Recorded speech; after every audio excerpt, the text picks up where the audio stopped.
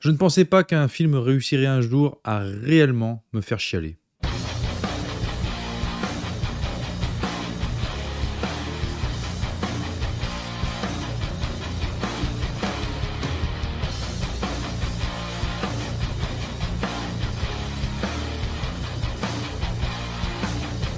Je m'attendais vraiment à tout, sauf à ça, en lançant First Man, le biopic sur Neil Armstrong réalisé par le très talentueux Damien Chazelle, avec Ryan Gosling dans le rôle du premier homme à avoir marché sur la Lune. Au final, ce film traite de bien autre chose que du voyage lunaire, même si celui-ci est évidemment l'enjeu central, et ce qu'il raconte m'a poignardé en plein cœur, au point de me faire perdre toute dignité masculine et de me faire fondre en larmes au bout de seulement 15 minutes. Je m'attendais à un film sur la NASA, à la Apollo 13, les sorties dans l'espace, les prouesses héroïques de ces hommes prêts à tout pour repousser les limites de l'exploration, les fusées qui décollent, la Lune, Neil Armstrong et ses exploits au cœur du récit, tout ça. J'étais très loin d'imaginer que j'allais me prendre une mandale en pleine tronche avec l'exposition de la pire chose imaginable pour un parent. La raison est très simple, je connaissais très mal la vie de Neil Armstrong et je ne savais absolument pas que sa fille Karen était décédé d'une tumeur au cerveau à l'âge de 2 ans. Sur le papier, First Man, c'est presque un film sage.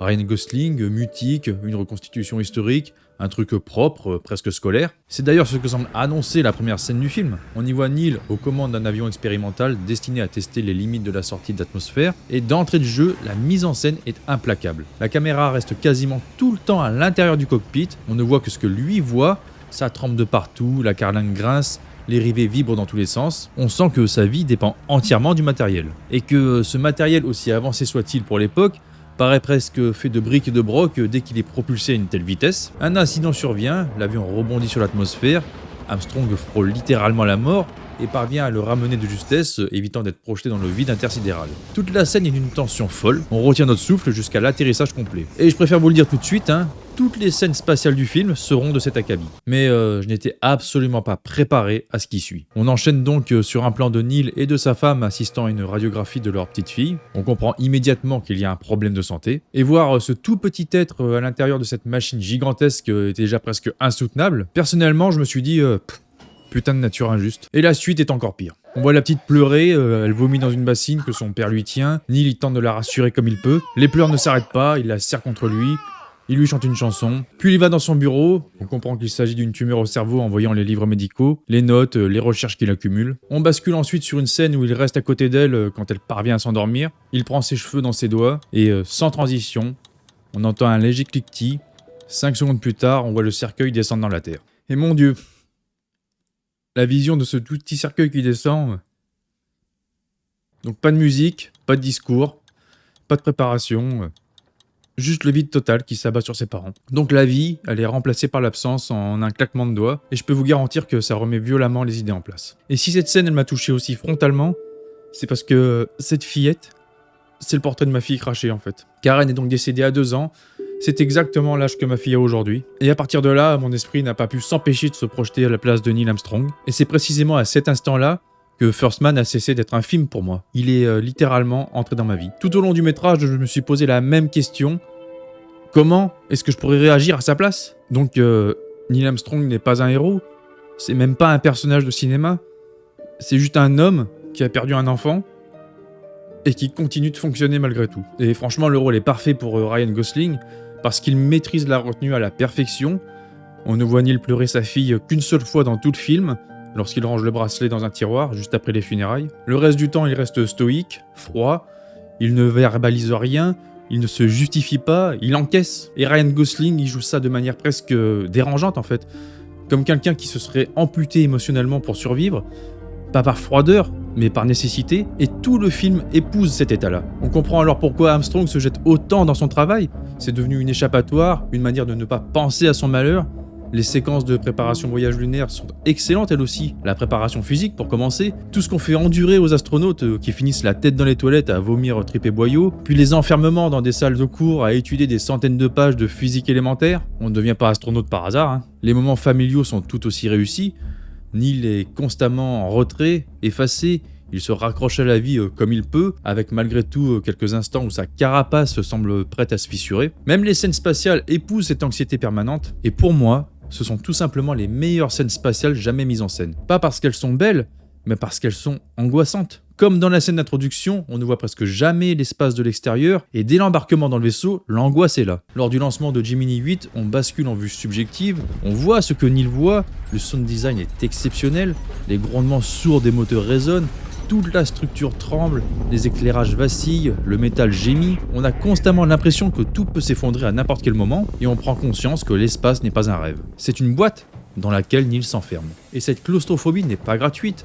Elle reflète exactement l'état mental d'Armstrong, un homme enfermé en lui-même, compressé et sous pression. Le décollage est assourdissant, là encore tout est filmé depuis l'intérieur de la capsule, la seule ouverture sur l'extérieur est un hublot qui ne montre que le ciel. On ressent pleinement cette dépendance totale des astronautes à leur engin et aux hommes restés sur Terre qui contrôlent le lancement depuis le centre de commandement. Oui, ils ont des procédures à suivre, mais ils sont surtout à la merci des calculs et de la fiabilité du matériel. Damien Chazelle retranscrit cette réalité avec une précision et une intelligence remarquables. D'ailleurs, l'incident de Gemini 8 qui s'ensuit est le point d'orgue du film et non pas l'alunissage de fin. J'ai été beaucoup tendu par cette scène, même si je sais que Neil Armstrong et son copilote ont survécu tous les deux. On prend conscience qu'ils sont vraiment passés à 2 doigts de la mort. Et c'est encore plus terrifiant quand on sait que tout ce qu'on voit s'est réellement passé. Et c'est justement ça qui rend la scène encore plus glaçante. Elle est non seulement réelle, mais le film est presque en dessous de la vérité. La mission Gemini 8 s'est déroulée en mars 1966 avec Neil Armstrong et David Scott. Et ce qui arrive à l'écran a bien eu lieu quasiment minute par minute. Donc après un exploit historique, le premier amarrage spatial de l'histoire avec un module Agena, le vaisseau commence à partir en vrille. Lentement au début, puis de plus en plus vite, Armstrong comprend que ce n'est pas l'Agena, mais un propulseur de Gemini bloqué en position marche. En clair, le vaisseau s'autodétruit à petit feu. La rotation devient tellement violente que les astronautes subissent jusqu'à 8G. À ce niveau-là, le cerveau commence à manquer d'oxygène et David Scott perd connaissance. Armstrong, lui, il tient, non pas parce qu'il est un surhomme, mais parce qu'il est d'un calme presque inhumain, et c'est probablement dû au fait que la mort ne lui faisait pas peur, et qu'il l'attendait presque. Et là, décision de génie, Armstrong coupe les propulseurs principaux, et il utilise les moteurs de rentrée, ceux qui sont normalement réservés au retour sur Terre. Il sauve la mission, mais la condamne en même temps, parce qu'ils n'ont plus assez de carburant. Donc fin immédiate et retour d'urgence. La NASA a été terrifiée. Officiellement, la mission a été écourtée, et officieusement, ils ont compris qu'Armstrong est un type qui ne panique pas quand la mort arrive à 30 tours par minute. Chazelle filme ça sans héroïsme, sans musique triomphale, sans glorification, juste 2 hommes coincés dans une machine folle, et c'est fidèle à la philosophie d'Armstrong lui-même, qui décrira l'incident plus tard comme désagrément technique. Et le mot est presque insultant, tellement la situation était proche du point de non-retour. Cette scène résume tout le film. Pas des aventuriers, pas des cow-boys de l'espace, mais des hommes ordinaires confrontés à des événements totalement inhumains et qui survivent uniquement parce qu'ils gardent la tête froide quand tout part en couille. C'est aussi pour ça que First Man marque plus que des films spatialement plus beaux. Ici, l'espace n'est pas majestueux, il est indifférent, et parfois c'est encore pire. Et comme si ça ne suffisait pas, le film nous rappelle qu'Armstrong a perdu des amis, notamment Gus Grissom, Ed White et Roger Chaffee. 3 astronautes brûlés vifs lors de l'incident d'Apollo 1. Je vous invite à regarder des documentaires sur cet incident. C'est vraiment terrible ce que ces 3 hommes ont vécu, et on n'ose même pas imaginer la souffrance qu'ils ont dû ressentir en brûlant de cette manière, pris au piège dans une boîte de conserve. Lorsqu'Armstrong l'apprend, il est à une soirée de représentation avec d'autres astronautes.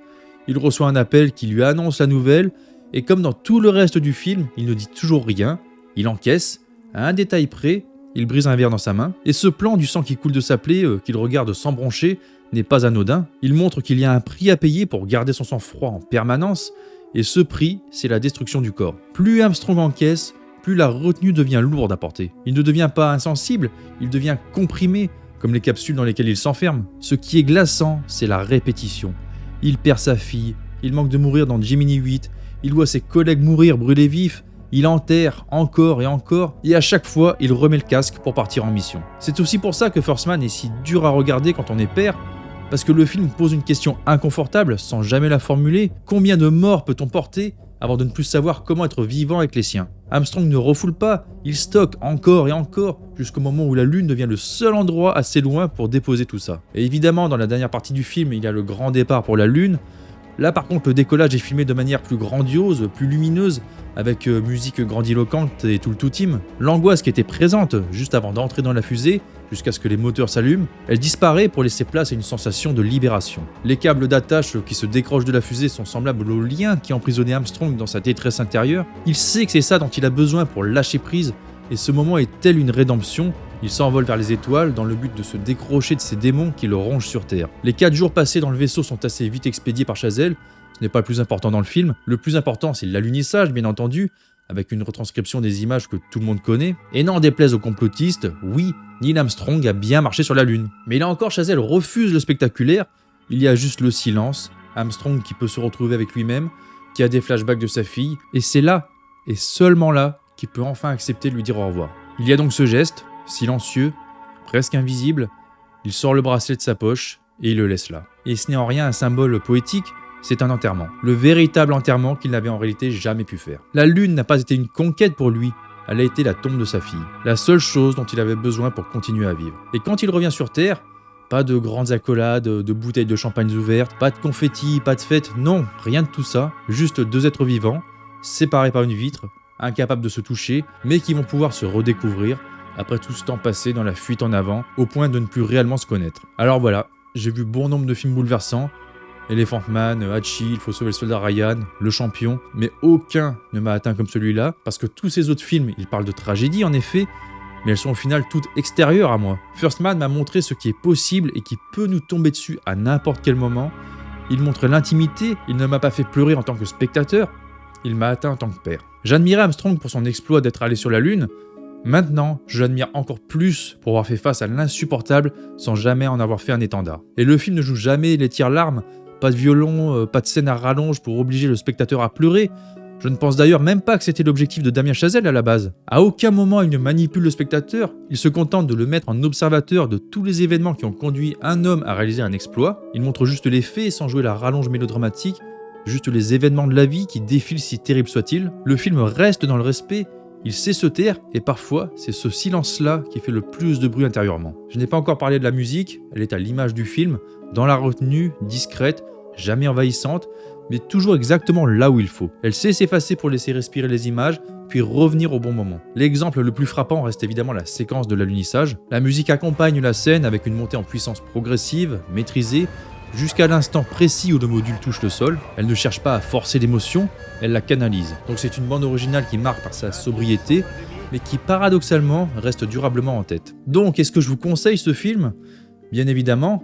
Alors peut-être qu'il ne vous touchera pas autant que moi si vous n'êtes pas parent, mais en ce qui me concerne, je ne vais pas parler de films que je conseille, mais plutôt de films que je respecte. Damien Chazelle a grandi depuis son énorme Whiplash, qui traitait lui aussi de dépassement par la douleur, mais pas par la douleur de la perte d'un proche, mais la douleur du rabaissement et de l'humiliation qu'Andrew subissait de la part de son prof de musique. Le réalisateur est donc sorti du côté adolescence, il a grandi et propose un film où ce sont les traumatismes des adultes qui sont montrés, et la manière dont ils s'en servent pour se dépasser. First Man a donc été un énorme coup de cœur pour moi. Foncez le voir si ce n'est pas encore fait, mais avant ça, pensez à liker cette vidéo, ça aide toujours pour l'algorithme. Abonnez-vous si vous appréciez mon travail, et vous pouvez aussi nous rejoindre sur Discord pour discuter cinéma entre vieux cons qui apprécient la vraie qualité en matière de cinéma et de jeux vidéo. Quant à moi, je vous dis à très vite. Salut à tous!